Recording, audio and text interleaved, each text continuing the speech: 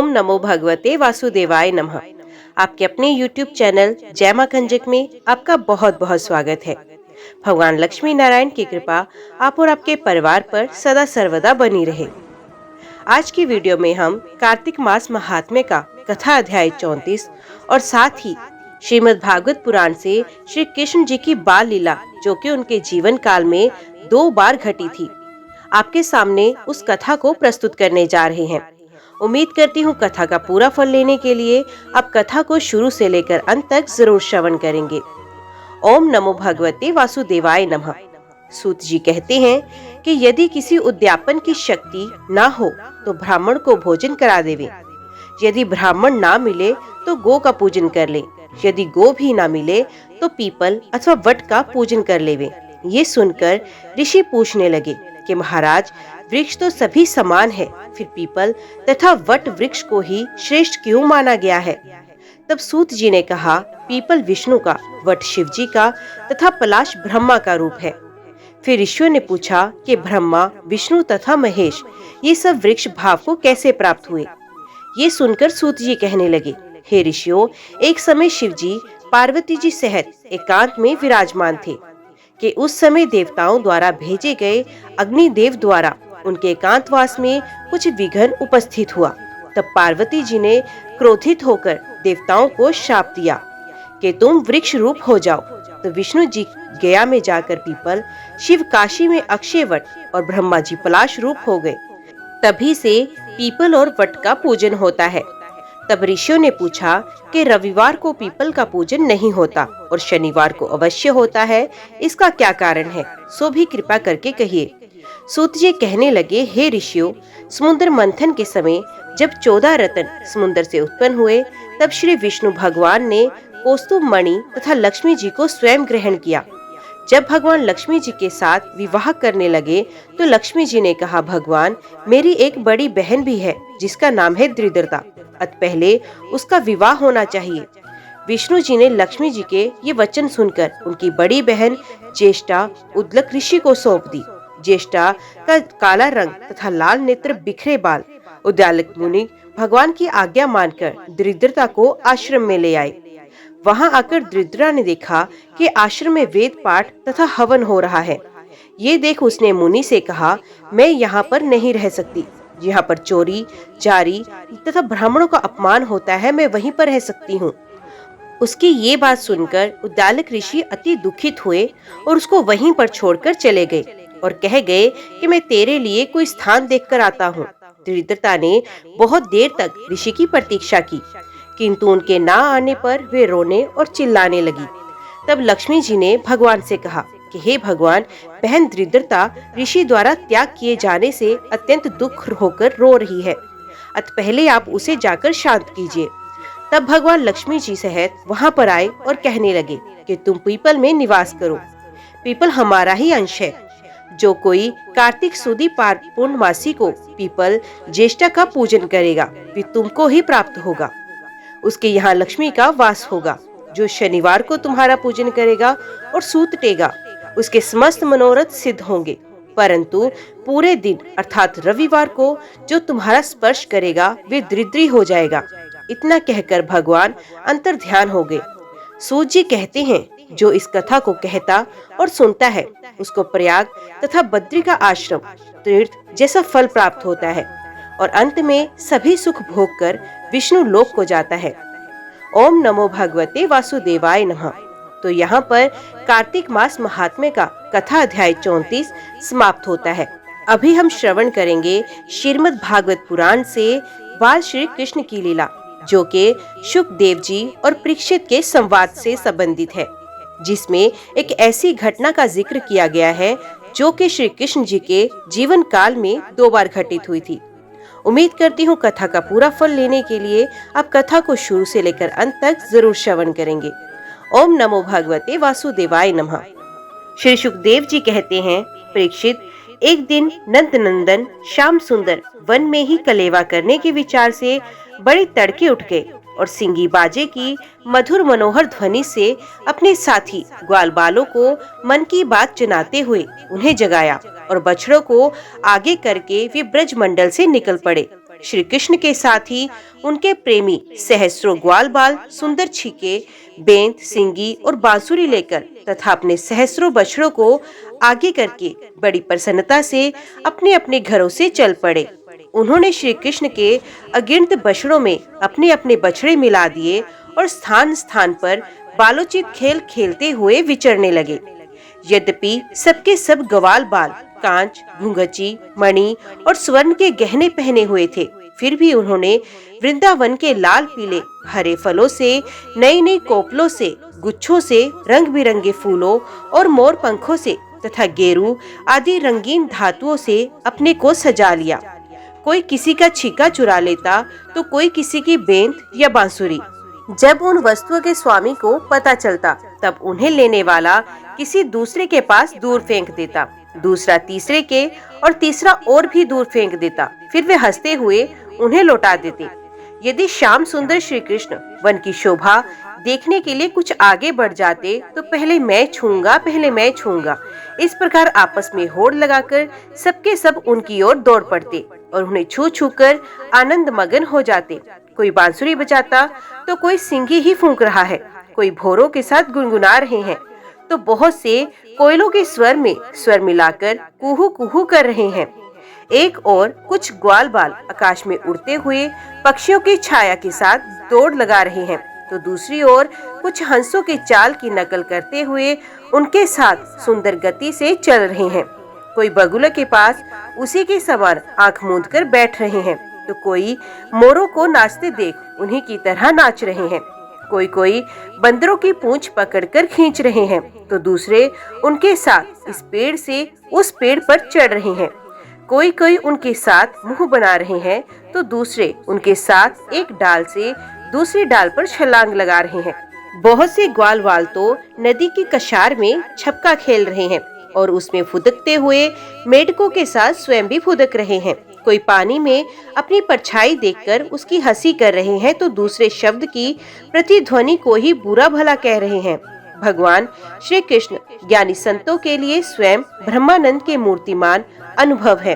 दास्य भाव से युक्त भक्तों के लिए वे उनके आराध्य देव परम ऐश्वर्यशाली परमेश्वर हैं और माया मोहित विषयांधों के लिए वे केवल एक मनुष्य बालक हैं। उन्हीं भगवान के साथ वे महान पुण्य आत्मा ग्वाल बाल तरह तरह के खेल खेल रहे हैं। बहुत जन्मों तक श्रम और कष्ट उठाकर उन्होंने अपनी इंद्रियों और अंतकरण को वश में कर लिया है। उन योगियों के लिए भी भगवान श्री कृष्ण के चरण कमलों की रज अप्राय है। वही भगवान स्वयं जिन ब्रजवासी ग्वाल बालों की आंखों के सामने रहकर सदा खेल खेलते हैं, उनके सौभाग्य की महिमा इससे अधिक क्या कही जाए। परीक्षित, इसी समय अघासुर नाम का एक महान दैत्य आधम का, उससे श्री कृष्ण और ग्वाल बालों की सुख में क्रीड़ा देखी न गई। उसके हृदय में जलन होने लगी। वे इतना भयंकर था कि अमृत पान करके अमर हुए देवता भी उससे अपने जीवन की रक्षा करने के लिए चिंतित रहा करते थे और इस बात की बाट देखते रहते थे कि किसी प्रकार से इसकी मृत्यु का अवसर आ जाए। अघासुर पूतना और बकासुर का छोटा भाई तथा कंस का भेजा था। वे श्री कृष्ण, श्रीधामा आदि ग्वाल बालों को देखकर मन ही मन सोचने लगा कि यही मेरे सगे भाई और बहन को मारने वाले हैं, इसलिए आज मैं इन ग्वाल बालों के साथ इसे मार डालूंगा। जब से सब मरकर मेरे उन दोनों भाई बहनों के मृत तर्पण की तिलांजलि बन जाएंगे, तब ब्रजवासी अपने आप मरे जैसे हो जाएंगे। संतान ही प्राणियों के प्राण हैं। जब प्राण ही नहीं रहेंगे तब शरीर कैसे रहेगा। इसकी मृत्यु से ब्रजवासी अपने आप मर जाएंगे। ऐसा निश्चय करके वे दुष्ट दैत्य अजगर का रूप धारण कर मार्ग में लेट गया। उसका वे अजगर शरीर 1 योजन लंबे बड़े पर्वत के समान विशाल एवं मोटा था। वे बहुत ही अद्भुत था। उसकी नियत सब बालकों को निगल जाने की थी, इसलिए उसने गुफा से समान अपना बहुत बड़ा मुंह फाड़ रखा था। उसका नीचे का होंठ पृथ्वी से और ऊपर का होंठ बादलों से लग रहा था। उसके जबड़े कंदराओं के समान थे और दाढ़ें पर्वत के शिखर सी जान पड़ती थी। मुंह के भीतर घोर अंधकार था। जीभ एक चौड़ी लाल सड़क सी दिखती थी। सांस आंधी के समान थी और आंखें दावानल के समान दहक रही थी। अघासुर का ऐसा रूप देखकर बालकों ने समझा कि ये भी वृंदावन की कोई शोभा है।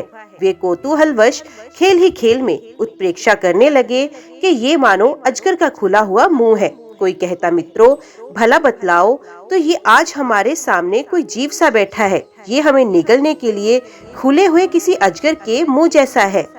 दूसरे ने कहा, सचमुच सूर्य की किरणें पड़ने से ये जो बादल लाल लाल हो गए हैं वे ऐसे मालूम होते हैं मानो ठीक ठीक उसका ऊपरी होंठ ही है, और इन्हीं बादलों की परछाई से ये जो नीचे की भूमि कुछ लाल लाल दिख रही है वही इसका नीचे का होंठ जान पड़ता है। तीसरे ग्वाल बालक ने कहा, हाँ सच तो है, देखो तो सही, क्या ये दाईं और बाईं ओर की गिरी कंदराएं अजगर के जबड़ों की होड़ नहीं करती, और ये ऊंची ऊंची शिखर पंक्तियां तो साफ साफ इसकी दाढ़ें मालूम पड़ती हैं। चौथे ने कहा, अरे भाई ये लंबी चौड़ी सड़क तो ठीक अजगर की जीभ सरीखी मालूम पड़ती है, और इन गिरीश रंगों के बीच का अंधकार तो उसके मुंह के भीतरी भाग को भी मात करता है। किसी दूसरे ग्वाल बाल ने कहा, देखो देखो, ऐसा जान पड़ता है कि कहीं इधर जंगल में आग लगी है, इसी से ये गर्म और तीखी हवा आ रही है, परंतु अजगर की सांस के साथ इसका क्या ही मेल बैठ गया। और उसी आग में जले हुए प्राणियों की दुर्गंध ऐसी जान पड़ती है मानो अजगर के पेट में मरे हुए जीवों की मांस की ही दुर्गंध हो। तब उन्हीं में से एक ने कहा, यदि हम लोग इसके मुंह में घुस जाएं तो क्या हमें निगल जाएगा? अजी ये क्या निगलेगा? कहीं ऐसा करने की ठिठाई की तो एक क्षण में ही ये भी बकासुर के समान नष्ट हो जाएगा। हमारा कन्हैया इसको छोड़ेगा थोड़े ही। इस प्रकार कहते हुए वे ग्वाल बाल बकासुर को मारने वाले श्री कृष्ण का सुंदर मुख देखते और ताली पीट पीट कर हंसते हुए अघासुर के मुंह में घुस गए। उन अनजान बच्चों की आपस में हुई भ्रमपूर्ण बातें सुनकर भगवान श्री कृष्ण ने सोचा कि अरे इन्हें तो सच्चा सर्प भी झूठा प्रतीत होता है। परीक्षित, भगवान श्री कृष्ण जान गए कि ये राक्षस है, भला उनसे क्या छिपा रहता, वे तो समस्त प्राणियों के हृदय में ही निवास करते हैं। अब उन्होंने ये निश्चय किया कि अब अपने सखा ग्वाल बालों को उसके मुंह में जाने से बचा ले। भगवान इस प्रकार सोच ही रहे थे कि सबके सब ग्वाल बाल बछड़ों के साथ उस असुर के पेट में चले गए, परंतु अघासुर ने अभी उन्हें निगला नहीं। इसका कारण था कि अघासुर अपने बकासुर और बहन पूतना के वध की याद करके इसी बात की बाट देख रहा था कि उनको मारने वाले श्री कृष्ण भी मुंह में आ जाएं, तब सबको एक साथ ही निगल जाऊंगा। भगवान श्री कृष्ण सबको अभय देने वाले हैं। जब उन्होंने देखा कि ये बेचारे ग्वाल बाल जिनका एकमात्र रक्षक मैं ही हूँ मेरे हाथ से निकल गए और जैसे कोई तिनका उड़कर आग में गिर पड़े, वैसे ही अपने आप मृत्यु रूप अघासुर की जठराग्नि के ग्रास बन गए। तब देव की इस विचित्र लीला पर भगवान को बड़ा विस्मय हुआ। उनका हृदय दया से द्रवित हो गया। वे सोचने लगे कि अब मुझे क्या करना चाहिए। ऐसा कौन सा उपाय है जिससे इस दुष्ट की मृत्यु भी हो जाए और इन संत स्वभाव भोले भाले बालकों की हत्या भी न हो। ये दोनों काम कैसे हो सकते हैं? परीक्षित, भगवान श्री कृष्ण भूत भविष्य और वर्तमान सबको प्रत्यक्ष देखते रहते हैं। उसके लिए ये उपाय जानना कोई कठिन नहीं था। वे अपना कर्तव्य निश्चय करके स्वयं उसके मुंह में घुस गए। उस समय बादलों में छिपे हुए देवता भयवश हाय हाय पुकार उठे और अघासुर के हितैषी कंस आदि राक्षस हर्ष प्रकट करने लगे। अघासुर बछड़ों और ग्वाल बालों के साथ भगवान श्री कृष्ण को अपनी दाढ़ों से चबाकर चूर चूर कर डालना चाहता था, परंतु उसी समय अविनाशी श्री कृष्ण ने देवताओं की हाय हाय सुनकर उसके गले में अपने शरीर को बड़ी फुर्ती से बढ़ा लिया। इसके बाद भगवान ने अपने शरीर को इतना बड़ा कर लिया कि उसका गला रुंध गया, आंखें उलट गई। वे व्याकुल होकर बहुत ही छटपटाने लगा। सांस रुककर सारे शरीर में भर गई और अंत में उसके प्राण ब्रह्मरुद्र फोड़कर निकल गए। उसी मार्ग से प्राणों के साथ उसकी इंद्रियां भी शरीर से बाहर हो गई। उसी समय भगवान मुकुंद ने अपनी अमृतमय दृष्टि से मरे हुए बछड़ों और ग्वाल बालों को जिला दिया। उन सबको साथ लेकर वे अघासुर के मुंह के बाहर निकल आए। उस अजगर के स्थूल शरीर के एक अत्यंत अद्भुत और महान ज्योति निकली। उस समय उस ज्योति के प्रकाश से 10 दिशाएं प्रज्वलित हो उठी। वे थोड़ी देर तक तो आकाश में स्थित होकर भगवान के निकलने की प्रतीक्षा करती रही। जब वे बाहर निकल आए तब वे सब देवताओं के देखते देखते उन्हीं में समा गई। उस समय देवताओं ने फूल बरसाकर, अप्सराओं ने नाचकर, गंधर्वों ने गाकर, विद्याधरों ने बाजे बजाकर, ब्राह्मणों ने स्तुति पाठ कर और पार्षदों ने जय जयकार के नारे लगाकर बड़े आनंद से भगवान श्री कृष्ण का अभिनंदन किया, क्योंकि भगवान श्री कृष्ण ने अघासुर को मारकर उन सबका बहुत बड़ा काम किया था। उन अद्भुत स्तुतियों, सुंदर बाजों, मंगलमय गीतों, जय जयकार और आनंद उत्सवों की मंगल ध्वनि ब्रह्मलोक के पास पहुंच गई। जब ब्रह्मा जी ने ये ध्वनि सुनी तब वे बहुत ही शीघ्र अपने वाहन पर चढ़कर वहां आए और भगवान श्री कृष्ण की ये महिमा देखकर आश्चर्यचकित हो गए। परीक्षित, जब वृंदावन में अजगर वे चाम सूख गया तब वे व्रजवासियों के लिए बहुत दिनों तक खेलने की एक अद्भुत गुफा सी बना रहा। ये जो भगवान ने अपने ग्वाल बालों को मृत्यु के मुख से बचाया था और अघासुर को मोक्ष दान किया था, वे लीला भगवान ने अपने कुमार अवस्था में अर्थात 5वें वर्ष में ही की थी। ग्वाल बालों ने उसे उसी समय देखा भी था, परंतु गोगंड अवस्था अर्थात 6ठे वर्ष में अत्यंत आश्चर्यचकित होकर ब्रज में उसका वर्णन किया। अघासुर मूर्तिमान पाप ही था। भगवान के स्पर्श मात्र उसके सारे पाप धुल गए और उसे उस सारूप्य मुक्ति की प्राप्ति हुई जो पापियों को कभी मिल नहीं सकती। परंतु ये कोई आश्चर्य की बात नहीं, क्योंकि मनुष्य बालक किसी लीला रचने वाले वे ही परम पुरुष परमात्मा है, जो अव्यक्त, अव्यक्त और कार्य कारण रूप समस्त जगत के एकमात्र विधाता है। भगवान श्री कृष्ण के किसी एक अंग की भाव निर्मित प्रतिमा यदि ध्यान के द्वारा एक बार भी हृदय में बिठा ली जाए तो वे सालोक्य, सामीप्य आदि गति का दान करती है, जो भगवान के बड़े बड़े भक्तों को मिलती है। भगवान आत्मानंद के नित्य साक्षात स्वरूप हैं। माया उनके पास तक नहीं फटक पाती। वे ही स्वयं अघासुर के शरीर में प्रवेश कर गए। क्या अब भी उसकी सदगति के विषय में कोई संदेह है? शौनकादि ऋषियों, यदुवंशी शिरोमणि भगवान श्री कृष्ण ने ही राजा परीक्षित को जीवन दान दिया था। उन्होंने जब अपने रक्षक एवं जीवन सर्वस्व का ये विचित्र चरित्र सुना तब उन्होंने फिर श्री शुकदेव जी महाराज से उन्हीं की पवित्र लीला के संबंध में प्रश्न किया। इसका कारण ये था कि भगवान की अमृतमय लीला ने परीक्षित के चित्त को अपने वश में कर रखा था। राजा परीक्षित ने पूछा, भगवान, आपने कहा था कि ग्वाल बालों ने भगवान की दी हुई 5वें वर्ष की लीला ब्रज में 6ठे वर्ष में जाकर कही।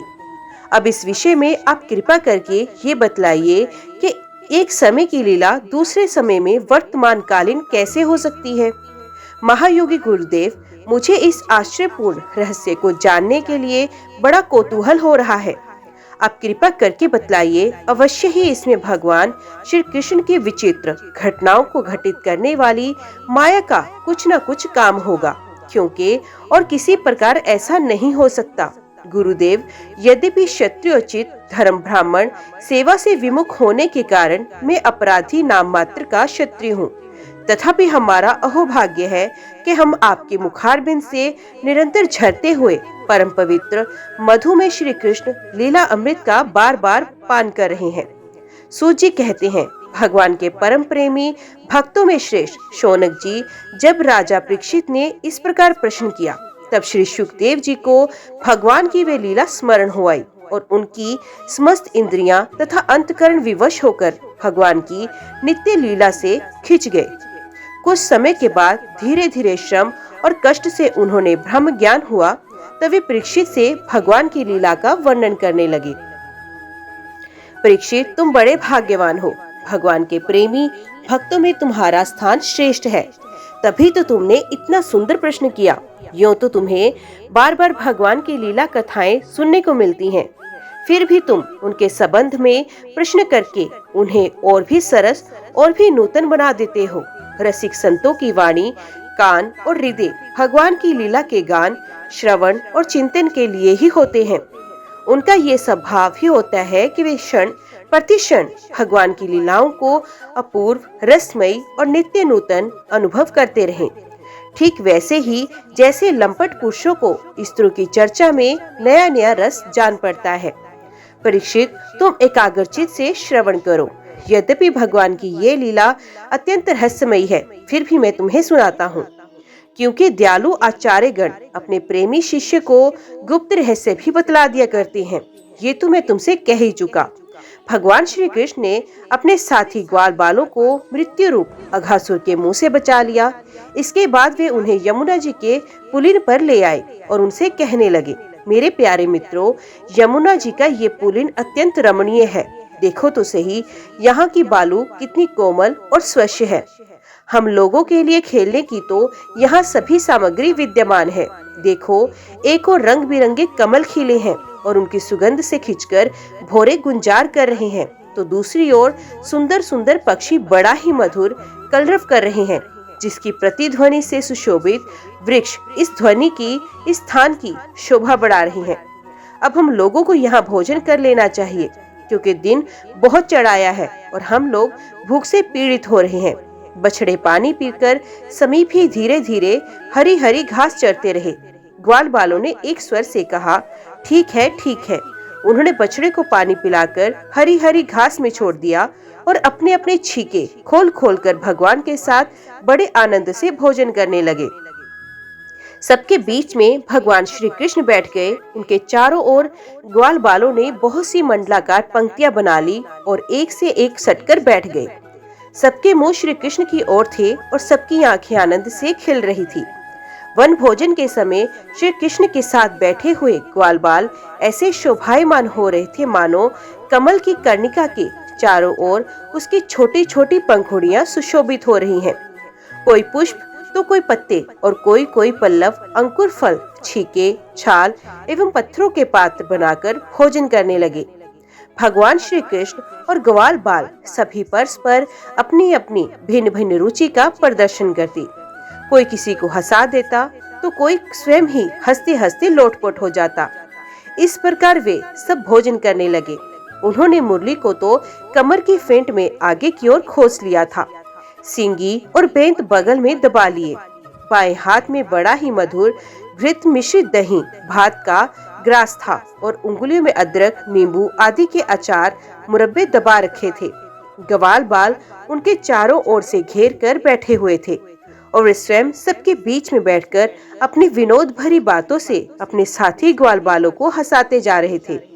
जो समस्त यज्ञों के एकमात्र भोक्ता है, वे ही भगवान ग्वाल बालों के साथ बैठकर इस प्रकार बाल लीला करते हुए भोजन कर रहे थे और स्वर्ग के देवता आश्चर्यचकित होकर ये अद्भुत लीला देख रहे थे। भरतवंश शिरोमणि इस प्रकार भोजन करते करते ग्वाल बाल भगवान की इस रहस्यमयी लीला में तन्मय हो गए। उसी समय उनके बछड़े हरी हरी घास के लालच में घोर जंगल में बड़ी दूर निकल गए। जब ग्वाल बालों का ध्यान उस ओर गया तब वे भयभीत हो गए। उस समय अपने भक्तों के भय को भगा देने वाले श्री भगवान श्री कृष्ण ने कहा, मेरे प्यारे मित्रों, तुम लोग भोजन करना बंद मत करो, मैं बछड़ों को लिए आता हूँ। ग्वाल बालों से इस प्रकार कहकर भगवान श्री कृष्ण हाथ में दही भात का कोर लिए ही पहाड़ों, गुफाओं, कुंजों एवं अन्य भयंकर स्थानों में अपने तथा साथियों के बछड़ों को ढूंढने चले गए। परीक्षित, ब्रह्मा जी पहले से ही आकाश में उपस्थित थे। प्रभु के प्रभाव से अघासुर का मोक्ष देखकर उन्हें बड़ा आश्चर्य हुआ। उन्होंने सोचा कि लीला से मनुष्य बालक बने हुए भगवान श्री कृष्ण कोई और मनोहर महामयी लीला दिखानी चाहते हैं। ऐसा सोचकर उन्होंने पहले तो बछड़ों को और भगवान श्री कृष्ण के चले जाने पर ग्वाल बालों को भी अन्यंतर ले जाकर रख दिया और स्वयं अंतर ध्यान हो गए। अंततः वे जड़ कमल की ही तो संतान है। भगवान श्री कृष्ण बछड़े ना मिलने पर यमुना जी पुलिन पर लौट आए, परंतु यहाँ क्या देखते हैं कि ग्वाल बाल भी नहीं है। तब उन्होंने वन में घूम घूम कर चारों ओर उन्हें ढूंढा, परंतु जब वे ग्वाल बाल उन्हें बछड़े और कहीं नहीं मिले तब वे तुरंत जान गए कि ये सब ब्रह्मा की करतूत है। वे तो सारे विश्व के एकमात्र ज्ञाता हैं। अब भगवान श्री कृष्ण ने बछड़ों और ग्वाल बालों की माताओं को तथा ब्रह्मा जी को भी आनंदित करने के लिए अपने आप को ही बछड़ों और ग्वाल बालों दोनों के रूप में बना लिया, क्योंकि वे ही संपूर्ण विश्व के कर्ता सर्वशक्तिमान ईश्वर हैं। परीक्षित, वे बालक और बछड़े संख्या में जितने थे, जितने छोटे छोटे उनके शरीर थे, उनके हाथ पैर जैसे जैसे थे, उनके पास जितनी और जैसी छड़ियां, सीगी, बांसुरी, बत्ते और छीके थे, जैसे और जितने वस्त्राभूषण थे, उनके शील, स्वभाव, गुण, नाम, रूप और अवस्थाएं जैसी थी। जिस प्रकार खाते पीते और चलते थे, ठीक वैसे ही और उतने ही रूपों में सर्वस्व रूप भगवान श्री कृष्ण प्रकट हो गए। उस समय ये संपूर्ण जगत विष्णु रूप है। ये वेदवाणी मानो मूर्तिमती होकर प्रकट हो गई। सर्वात्मा भगवान स्वयं ही बछड़े बन गए और स्वयं ही ग्वाल बाल। अपने आत्म स्वरूप बछड़ों को अपने आत्म स्वरूप ग्वाल बालों के द्वारा घेरकर अपने ही साथ अनेकों प्रकार के खेल खेलते हुए उन्होंने ब्रज में प्रवेश किया। परीक्षित, जिस ग्वाल बाल के जो बछड़े थे, उन्हें उसी ग्वाल बाल के रूप में अलग अलग ले जाकर उसकी बखल में घुसा दिया और विभिन्न बालकों के रूप में उनके भिन्न भिन्न घरों में चले गए। ग्वाल बालों की माताएं बांसुरी की तान सुनते ही जल्दी से दौड़ आई।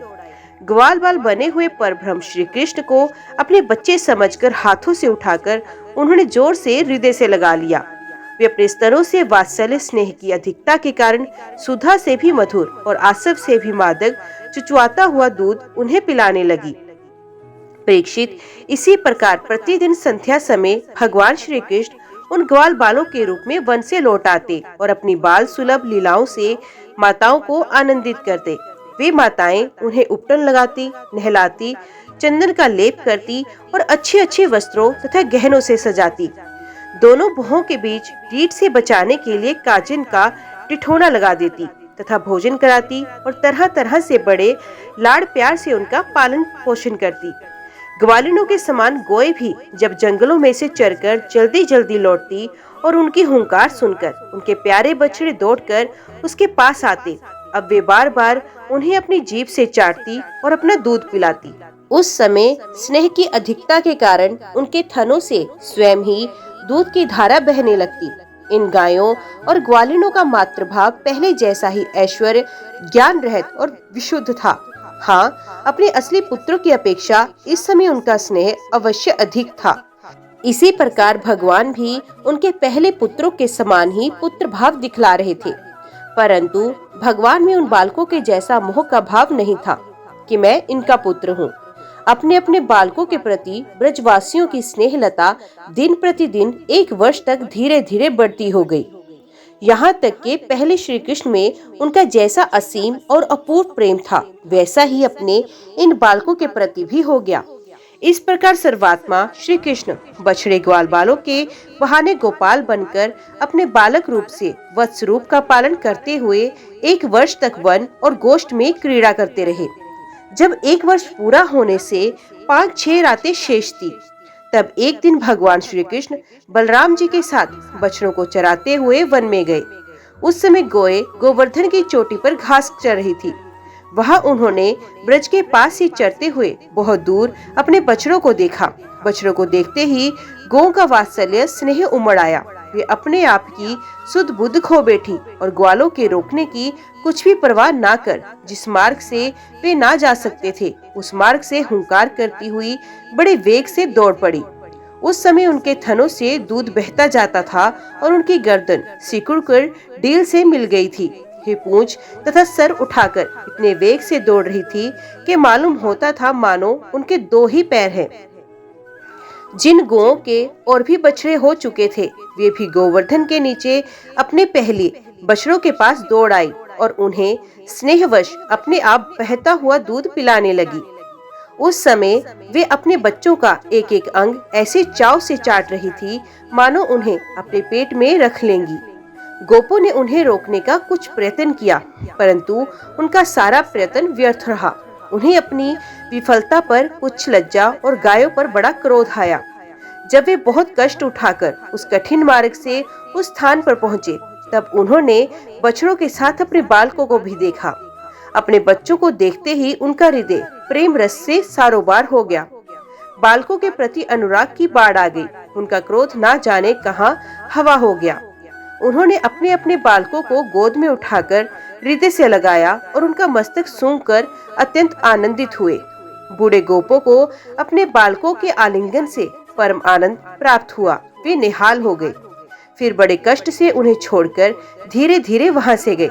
जाने के बाद भी बालकों के और उनके आलिंगन के स्मरण से उनके नेत्रों से प्रेम के आंसू बहते रहे।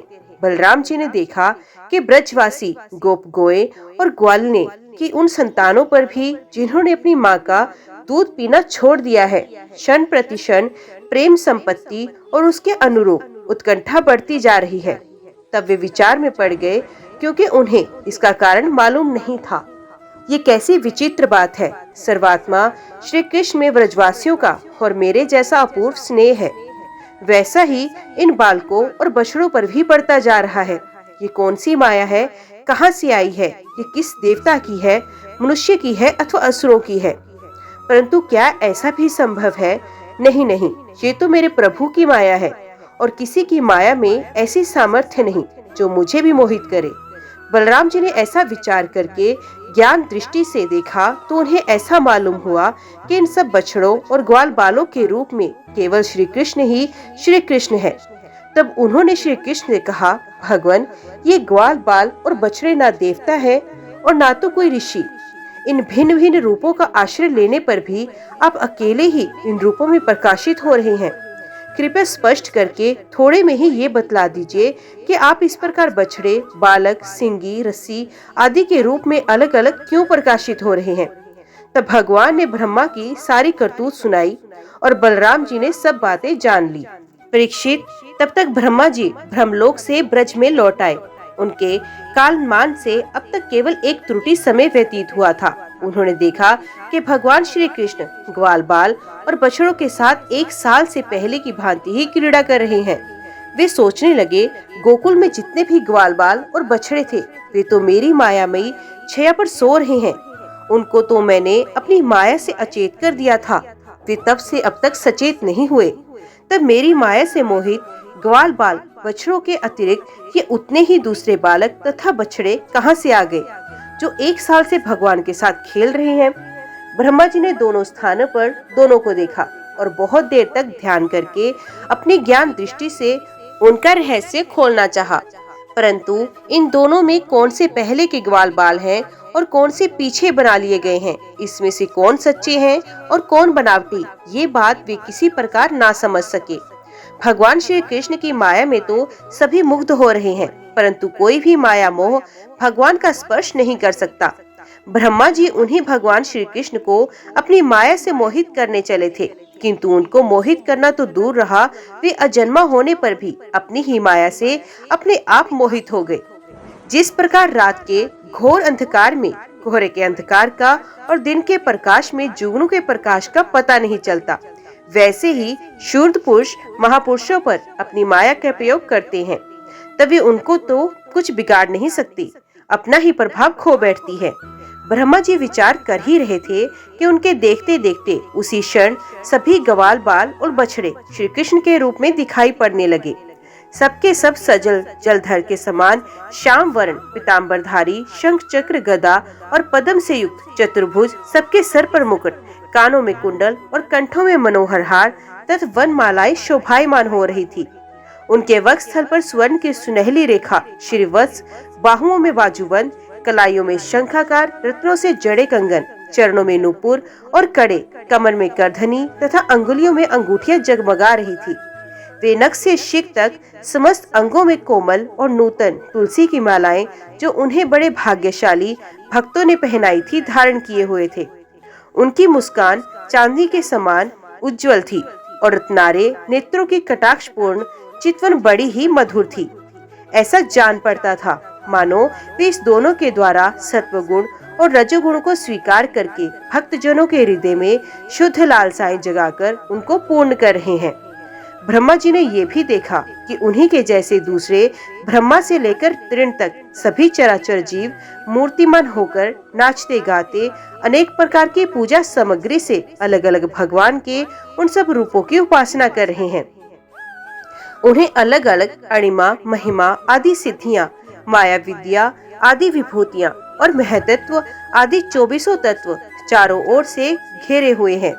प्रकृति में शोभ उत्पन्न करने वाला काल, उसके परिणाम का कारण स्वभाव, वासनाओं को जगाने वाला संस्कार, कामनाएं, कर्म, विषय और फल सभी मूर्तिमान होकर भगवान के प्रत्येक रूप की उपासना कर रहे हैं।